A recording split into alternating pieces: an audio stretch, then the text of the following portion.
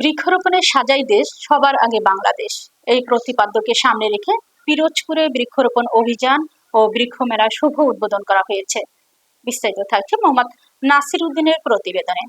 পিরোজপুর সামাজিক বন বিভাগ ও বাগেরহাটের যৌথ উদ্যোগে উপজেলা পরিষদের সামনে থেকে একটি র্যালি বের হয়ে শহরের প্রধান প্রধান সড়ক প্রদক্ষিণ শেষে পিরোজপুর সরকারি বালক উচ্চ বিদ্যালয় মাঠে এসে শেষ হয়।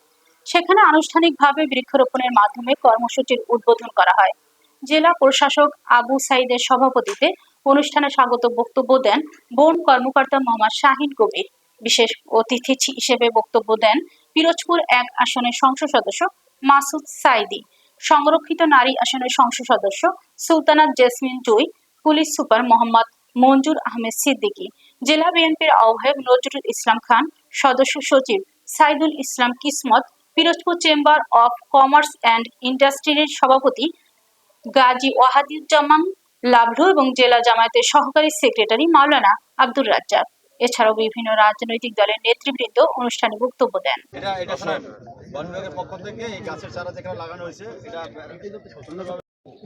সামনের দিকে ফেস করি, আমরা সামনে দেখাই। এই বলে আমি আমার বক্তব্য শেষ করছি। আল্লাহ হাফেজ। পিরোজপুর জেলা যুবদলের সম্মানিত সাধারণ সম্পাদক জনাব ইমদাদুল। কথা মনে আছে, করোনার কথা মনে আছে না সবার? করোনাতে মানুষগুলির জন্য আসুন, এই যে পরিকল্পনা, সরকারের যে পরিকল্পনা 5 বছর,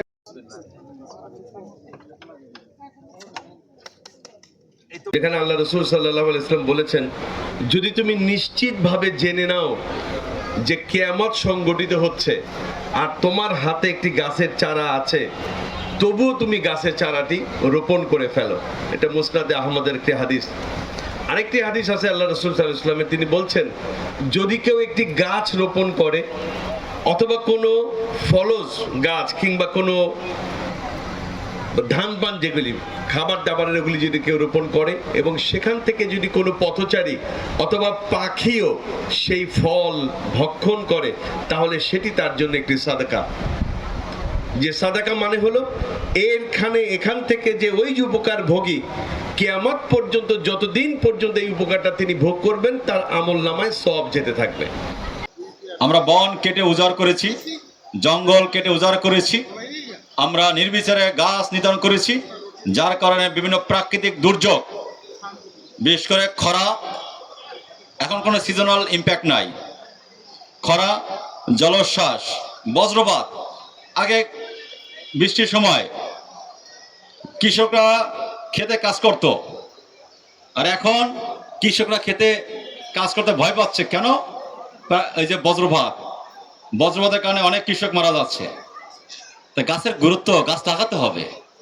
গাছের গুরুত্ব অনুধাবন করেই কিন্তু সরকার প্রতি বছর এই বৃক্ষ মেলার আয়োজন করে।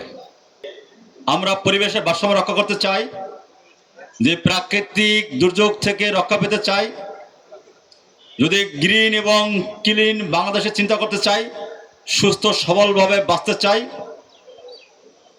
তাহলে কিন্তু এই বৃক্ষরোপণের কোনো বিকল্প নেই।